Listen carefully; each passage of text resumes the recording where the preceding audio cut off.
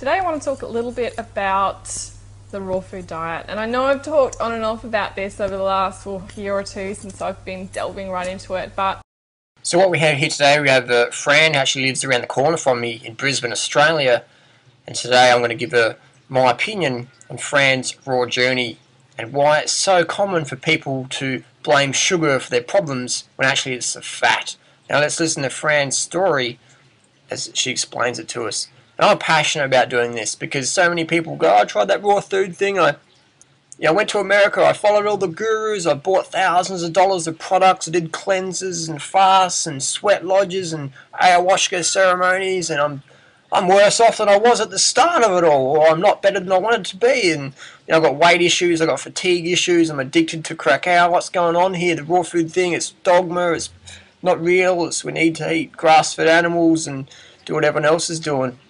And that's why so many people in the raw food scene go full circle back to the standard Australian, standard American diet with the inclusion of organic foods, and they think it's different. But anyway, so let's hear what Fran's got to say. Now listen carefully. My goal is to educate people. It's not to write anyone off or whatever. It's to educate people so people don't make the same mistakes over and over and over, or they understand why they made a mistake. So listen carefully with an objective mind and the ability to critically think.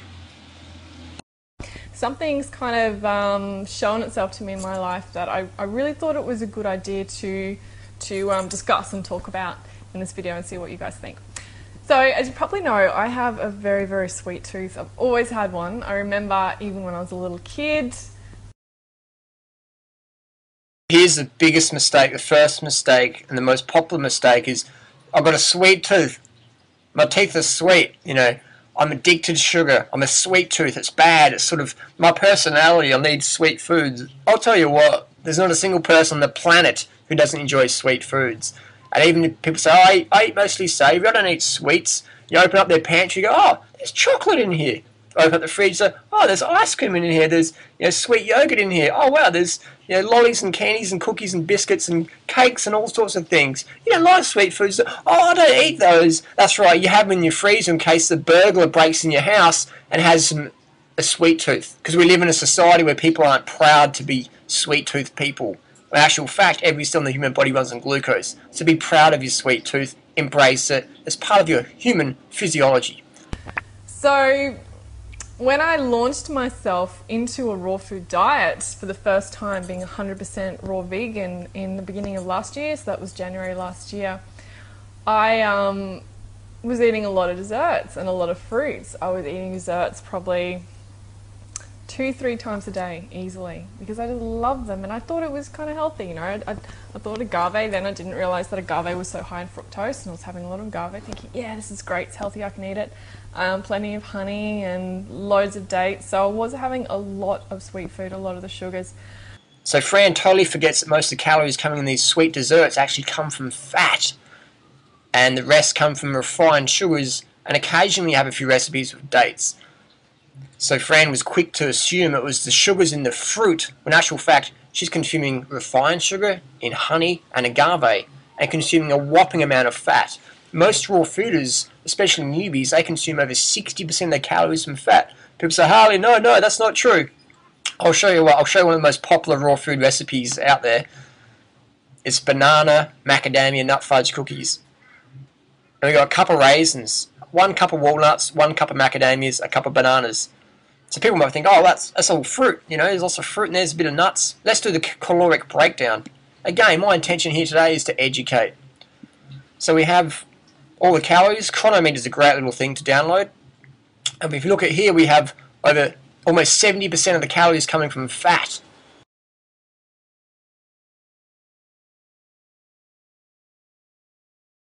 You know what I mean? So, and then Fran's not just doing this once in a week, which is fine. You can do that, especially if you're athletic. If you're athletic, you can eat more calories from fat, but you still need, low fat, definitely. Under 15%, 10% ideal, under. So Fran's eating 70% of her calories, not just for a snack, but she said 2 or 3 times a day. You know what I mean? And no one's making a dessert out of just dates. I mean, that's the ideal dessert, but in the raw food world, it's, fudge cookies and macadamia cookies and all these brownies and chocolates. And again, if you do the math, at least 50% to 70%, even to 90% calories coming from fat. Now that is not healthy. Doesn't matter if it's raw, organic, or vegan, or whatever. Eating that much fat daily, you're going to notice a marked health decline, especially if you're sedentary, like in Fran's situation. You know, sometimes I'd make a smoothie in the morning and the smoothie would be really sweet as well. So I was kind of moving more and more towards having a lot of sweet food, maybe even more sweet food than savoury food in my diet. So here we have Fran's just thinking it's the sugar, sugar, sugar, and she's saying, I have hypoglycemia, which we know hypoglycemia refers to low blood sugar. So it means you're not consuming enough carbohydrates, or if you are consuming enough, the fat is coating the cells, it's coating your insulin receptor sites, so the sugar cannot enter the cell. So that causes hypoglycemia, and it can cause hyperglycemia. You know what I mean? Hyperglycemia is caused when the sugar cannot enter the cell, the blood sugar rises, then the pancreas is forced to release all insulin, and that just sucks it all down, and then you get the hypoglycemia thing. So it's just, you know, so pre-diabetic symptoms can be hypo or hyperglycemia. Check out any medical physiology textbook on diabetes. So what we have here is, you know, Fran's eating, you know, what she thinks is high carbohydrate, when in actual fact it's not. It's just because she's sweetening her fat with sugars. She thinks it's a high carbohydrate diet. But if we look at it, just like I said before, you know, in those desserts, and she'll be getting most of her calories from those. So I'd put money on it. Fran's getting at least 50, if not more, % of her calories coming from fat. And that recipe we have here, that's almost 70% of calories coming from fat. So no wonder Fran had hypoglycemia issues.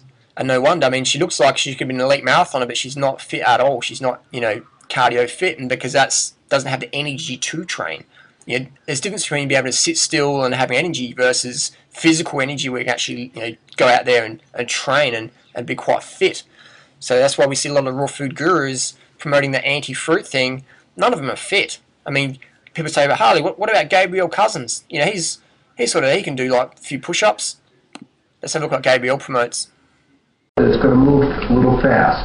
Our biggest concern, quite frankly, is people getting insulin shock from getting off insulin so quickly. The diet that works. Hang on, now listen real carefully to what Dr. Gabriel Cousins is about to say to his diabetic patients. Listen real carefully now. Best is a high fiber, high carbohydrate, low protein, low fat diet. That's the diet that works the best. Hang on, did I just hear right? Did Dr. Gabriel Cousins just say high fiber, high carbohydrate, low protein, low fat? Nah, I heard wrong, didn't I? Let me rewind that.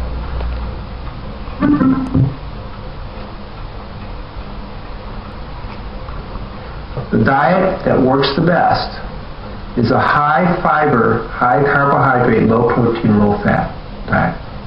That's the diet that works the best. So there we go. Gabriel Cousins even admitting that a high carbohydrate, low fat lifestyle is best for blood sugar issues. But then in his books, sometimes he says no. And I mean, Gabriel Cousins, you know, he changes his mind like he changes his cactus plants, and that's fine. Gabriel's a great guy, but it's good to see how confused some people are. Whenever someone says, "Oh, no one program works for everyone," you know, like, I mean, that doesn't work. But I don't really know what does work. I mean, you know, just go and see different homeopaths, naturopaths, psychopaths, doctors and stuff, and just get different opinions. And I mean, I don't know, like, just keep looking, keep searching. It's like, how long do we have to search, really? Do we have the rest of our life? Or can we just, boom, get it together and follow the one program that all humans thrive on? High fruit, low fat. If you want to eat grains, eat your grains. But high fruit, low fat, vegan, boom, it works every time. The thing is, we don't live in a society where that's supported. If you sit down and have 3 bananas, people go, you know, they start freaking out. But if you make a little raw food dessert with 2,000 calories in it, and it's, you know, just fits in your plate, and you eat that, people don't really know how many calories are in there. They just go, oh, you're having a reasonable portion amount, that's okay. But if you have like half a watermelon with 500 calories in it, people go, half a watermelon? You're overeating! You know what I mean? So we don't live in a society where it supports the 811 style, the fruit eating style, and I accept that. That's the main reason people don't do well on it, you know, is because they undereat, because they listen to the status quo. They don't understand calories. I mean, you've got to count calories so you know you're getting enough. Otherwise, you'll obey the status quo portion sizes. You know what I mean? If I obeyed my conditioning from the past, I'd only eat 3 bananas per meal times 3 meals a day, it'd be like 900 calories a day. Can you imagine 900 calories a day? You know, and people are doing this in the raw food scene. They're eating 900 to 1500 calories a day. They're getting dropped off the deep end in a couple of months and going, oh, I tried that raw food thing. I was mega disciplined. I was eating so much fruit, even though it's only 900 to 1500 calories a day, eating so much fruit. And everyone sat around me and said, I'm eating too much fruit. And, you know, no. And you ask them, how many calories did you eat? Oh, heaps. You know, it's like, how many did you eat? I don't really know. I don't count calories. That's your problem. You don't count calories. So when someone sells you a raw food bar, you wouldn't have a clue how much fat's in it. You wouldn't have a clue how many calories you're getting. You know what I mean? And then when you're trying to eat some fruit, you wouldn't know how many calories you're getting.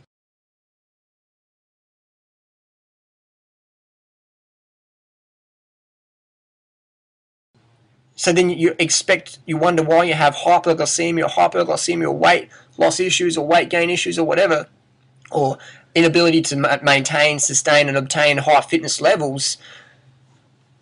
So calories is like your fuel. You don't drive to a gas station or a petrol station, fill your car up and just don't look at when you're filling up, oh, I'm going to look over here, I'm going to transmutate my Kundalini essences to the moonlight because it's that time of month. You look at how much fuel you're putting in the car. So why not do that with your body? Why not go, okay, I've had 2,800 calories today, I actually need more than that. I don't want to keep eating until I get my target. Because society says not to do that. Society says, just stop when your plate's empty. Don't go back for seconds. You're a pig. Just cram as much high-fat grease food on your plate. And if you're raw food, to do the same. Cram as much high-fat grease on your plate and just have one plate. Just pile it up as much as you can. Make it so caloric dense that it's just a small portion. No one's going to give you any crap for eating your real foods. So that's why people don't succeed in like an 811 style program. It's so natural, but we live in such an unnatural society. People were like, they freak out at how much you actually need to eat. You know, like, I've got a friend who's a zookeeper and he looks after the chimpanzees and some bonobos. And I said, you know, will they eat 30 bananas in a sitting? And he's like, mate, they will keep eating until the food is gone. You know, they will keep eating and eating and eating, and eventually they just stop. And that's what we do. We feed them as much as they want. And I said, do you have any fat chimps? He's like, they don't get fat on fruit, man. So the chimps in the zoo eating as much as they can get, they're not getting fat. Simple as that. So it's the same with humans. Eat as much food as you can. Learn your calories so you can dissolve your whole dogmatic, I should be calorie restricting, breatharian, anorexic, bulimic paradigm. You know, literally, metaphorically, metaphysically, dissolve that and get into understanding how many calories you need. And if you're an adult, it's going to be 3,000 calories a day plus. When someone yesterday in the forum is saying, oh, I'm really skinny and I look anorexic, and there's statistics for anorexic, their height and body weight, their BMI is like under 17.5, and I'm like, you're not going to build your body on 2,500 calories a day, man. You need at least 5,000 calories a day plus, you know what I mean? Plus. You can't, read The Human Biology of Starvation by Dr. Keyes,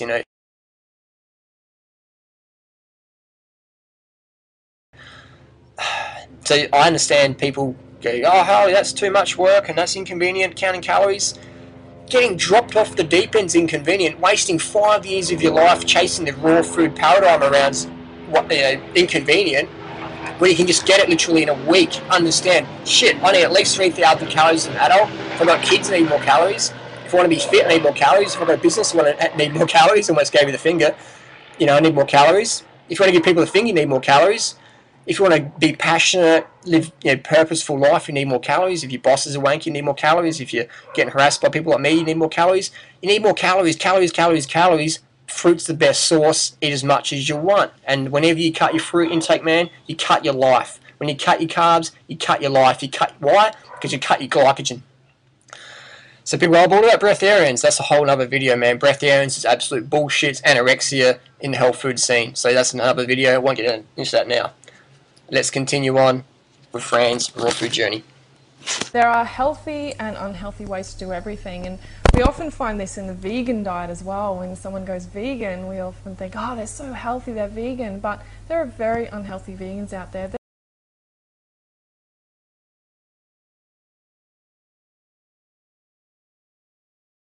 There are vegans that eat high sugars, high carbohydrates, and high fat, so they really get into the breads, and they really get into also soys and any of the milk and meat substitutes. So you can definitely find high sugars and high carbs especially, and also high fats in those diets. And you know, high fats is fine if your constitution suits it, and if you're eating high fats that are good. So I'm a little bit hesitant saying that, but then there are, you know, there's good and bad of everything. There's this duality is everywhere in life, so there's always going to be the exact polar opposite of it. So what Fran's done is she's just, you know, contradicted what she says. Now she's aware of that. She's confused, and she gets to the whole thing. Oh, there's no one program for everyone. Just do what works for you. I mean, I'll say you can't do high carbohydrate, but I don't really know. And that's right, because all the successful long-term vegans, what do they have in common? This applies to raw fooders as well. They eat a crap load amount of their calories from carbohydrates. 80% of the calories coming from carbohydrates plus. You look at the China study, Dr. Neil Barnard, Dr. Ornish, Dr. Esselstyn, Dr. McDougall, Doug Graham, Ruth Heinrich, all these raw food, vegan promoters, athletes, successful people eating at least 80% of the calories coming from carbohydrates. So when you're, and that's why Fran isn't a vegan, because her paradigm is like, you're vegan, you can't eat too much carbohydrates, and that's why vegans who go on low carb diets, they get dropped off the deep end, and they write books about it, like Leah Keith, you know. So carbs are your friend, fruit's the best, you know what I mean? I understand, not everyone wants to eat fruit, fine, eat with you whatever carbohydrates you prefer, but don't let anyone tell you that fruit's bad. The main problems people have with fruit is they eat it too fast, they eat it unripe. Most people don't want to know what a ripe banana looks like. They think the spotty bananas are the rotten bananas. They eat citrus way too tart. Citrus should be sugar, sweet. People avoid dates, or they have 1 or 2 or 3 dates, think, oh, that's enough, you know. So those are the main problems of fruit consumption. People don't eat enough of it. They eat it unripe. They eat it too fast. They're dehydrated, and they just eat fruit when they should be drinking some water. So again, I've covered this a lot in detail in my other videos, so just refer back to my channel and check it out. Let's listen to more what Fran does. And then there's the opposite, the other end of the scale with the raw food diet, which is so many desserts and so many sugars and so many high glycemic and high fructose fruits in the diet, which can really unbalance the body. It can create more candidas, fungus, yeast and molds. It can do that whole sugar spiking thing, which happens so easily with me. So Fran's convinced that she's, you know, tried the high sugar thing. It did not work. What Fran actually did was do the high fat thing, as I just explained, with the calories coming from those recipes. At least 50 to 70% of calories coming from fat. That is not a high carbohydrate program. That is not a high carbohydrate program. That is a high fat program. Once your calories are going over 20% of calories from fat, you're eating a lot of fat. You're eating too much fat. And if you're in Fran's case, where she's not too athletic, you should eat a lot less fat, because your fat gets processed through your lymphatic system, and if you're sedentary, your fat's just slodging around in your blood, thickening your blood, lowering your oxygen uptake, absorption, and transfer to your cells, and life sucks. And then you eat something sweet again, which is just like a macadamia nut cookie or a chocolate raw brownie, and you think, oh, it's the sugar making me feel shit. There's actually the cacao just thrashing your adrenal glands. It's all that fat, all that nut fat and oil just sludging around your system. Then you think, oh, maybe I need to eat animal products to get some energy because I'm pretty tired, and yeah, you know. So again, so Fran is like the other people go, oh, I tried that high sugar thing, they tried the high fat thing. Or if people go on the 811 program and you ask them, how many calories a day did you eat? Oh, heaps, man, heaps. How many? I don't know, I don't count calories. So you're under eating then. No, I was eating heaps. My grandma said I was eating too many peaches. You know, my next door neighbour said I was eating too many watermelons, man.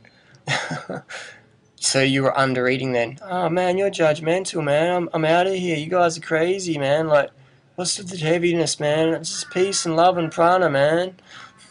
That's what happens when people get like undercarbed. They get all like floaty, airy, fairy, spiritual, spacey, wacy, tripped out, kundalini, chakra balanced and imbalanced.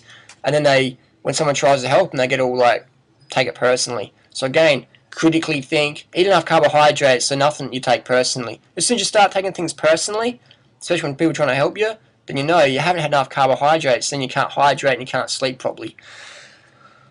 So let's listen to more of Fran's journey.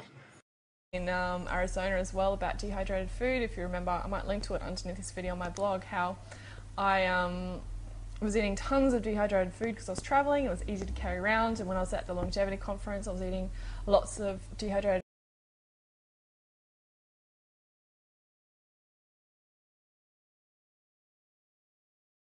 food as well, just because it was easy to access. And I really increased the Vata in my body so much. I went really spacey. My digestive system went completely out of whack, and I just didn't feel quite right. And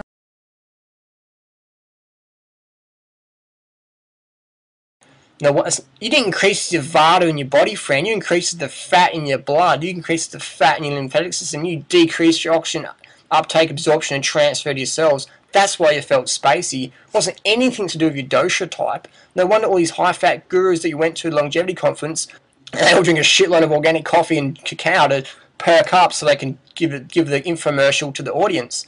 So again, it wasn't your Vata type, your dosha type, your pitta type, whatever. Eating too much fat, clogging your lymph system, clogging your blood, sludging it out, can't think, boom, easy.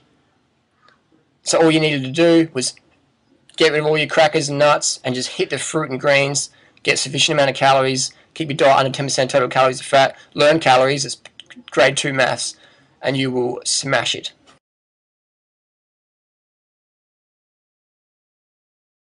of dehydrated foods. Another thing, just because it's raw doesn't mean it's healthy. And often dehydrated foods as well, they're high in sugars as well. Here we go again. Because there'll be, like raw junk food bars. So there'll be like a bar that's disguised as a healthy bar, but it's better than eating a Mars bar or a Snickers bar or something. Obviously, way better than that. Way better than that. So if you're in a transitional phase, this stuff is actually quite good. But again, my problem with transitional food, I don't call it transitional food anymore. I used to. I call it smashing yourself off the raw vegan bandwagon food because it's so high in fat, low in carbohydrates, but it tastes sweet just because it had refined sugars added to it. You add refined sugar to oil, it's sweet. When only 5% of the calories might come from carbohydrates and 95% of the calories come from fat, it still tastes sweet. So people go, oh, this is really sugary. You get 95% of calories coming from fat. So people have these raw food transition foods, and I don't call them transition because people, what they do is they get hungry and they go, I want some bread, so I'm going to have raw bread. Cooked vegan bread's super low fat. Raw vegan bread's super high fat. So they have the bread, they're having a carbohydrate craving, they have the bread, they're not meeting the carbohydrate needs, so the glycogen's still low, and they're getting a whopping amount of fat. So no wonder people just go, oh man, this raw food thing sucks. And I can't eat fruit because there's too much sugar.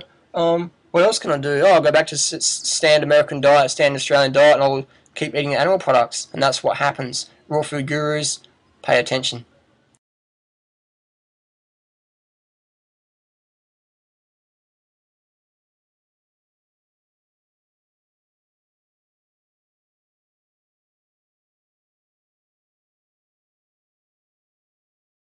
Again, friends with the mindset, fat's good, it's cool, and sugar's your problem. So what if Fran doesn't get out of this mindset, this paradigm, she's just going to destroy her health, have constant cravings, emaciation, binge-prone depression tendencies, chronic fatigue, stimulant dependence, questioning of vegetarian or vegan ethic or whatever she's choosing, and just confused and at the will and at the whim of all these marketing gurus out there who know exactly what they're doing, man. These guys know exactly what they're doing. They promote the low-carbohydrate diet, and then they come in with all these anti-venoms and elixirs and superfood symptom curers, like stimulants like maca, cacao, reishi, ayahuasca, MSM, animal products, deer placenta, ant extract, colostrum, all these things to try and help people snap out of the fat coma, the carb deficiencies, the glucose exhaustion, because they're eating low-carbohydrate diets. The organic coffee's a trend now. Everyone's trying to get into the organic coffee and stuff like that. And I'll tell you what, man, if you need drugs to get through your day, you're eating wrong, man. And you're not eating enough carbohydrates. You need more sleep. You need more hydration. And dosha type, people go, oh, but my dosha type doesn't allow me to eat bananas, man. So, man, if your dosha type doesn't allow you to eat sweet, juicy fruit like bananas and oranges and mangoes, man, that's not natural.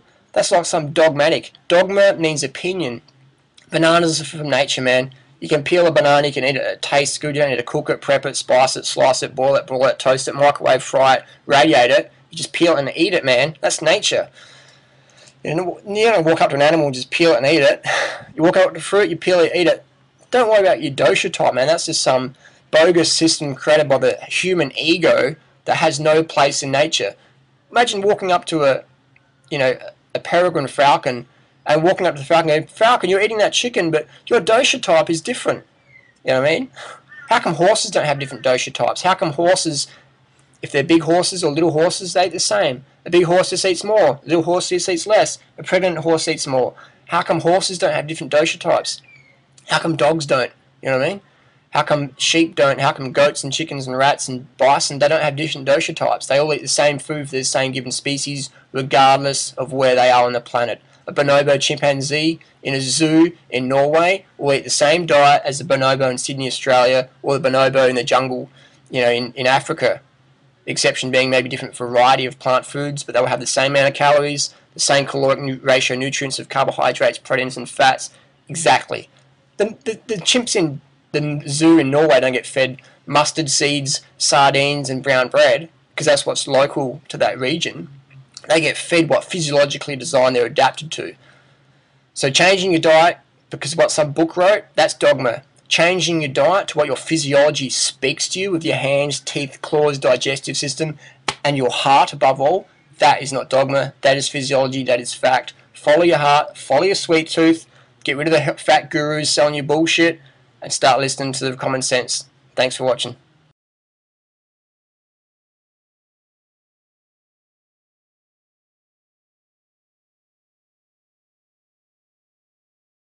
And again, fuck all you vegan Nazis that have shit to say to me. I don't fucking care what you say, lies that I am God. We are God, all of it. Fuck you vegan Nazis. Last video I did, I realized I forgot a major important ingredient in the chicken tartare, and that is royal jelly, because that gets rid of all the possibility of bacteria and all that stuff.